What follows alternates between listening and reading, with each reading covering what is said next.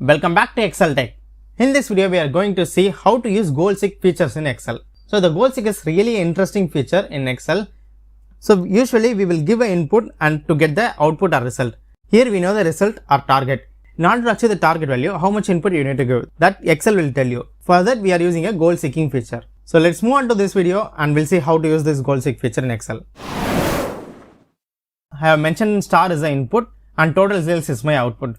I am selling per unit as 41 rupees 45 paise, and if I am selling 30 unit, I am getting the total sales as 1244. So in total sales, I am just using the formula, that is unit price into number of units sold. But my target sales is 5000. If I need to achieve this 5000, how much unit I need to sell? This I want to know. You can achieve this with the different ways. As we already put a formula in total sales, you can simply increase the number of units sold until you reach your target value. But this is the manual work. And if you know the basic calculation, you can simply divide your target value with the cost of unit. So you came to know how much unit you need to sold to achieve the target value. But for all this, you need to know some basic calculation or you need to spend some time.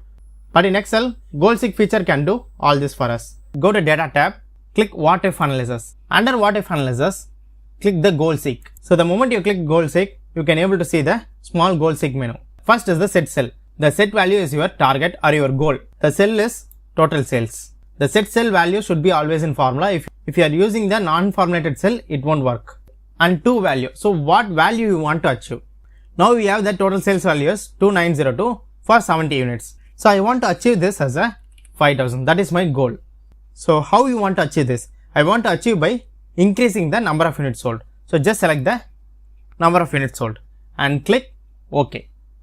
The moment you click OK, immediately the goal seek status will be appear for you and it will give you the result how many unit you need to sold to achieve the 5000 as a target value. So if you are happy with that, you can simply click OK. This is one of the best feature in Excel. We can use it. So now we can see another scenario. For example, I need to achieve a total sales as 10k. So in order to achieve the total sales value, now I no need to increase the number of units sold, but I want to increase the cost.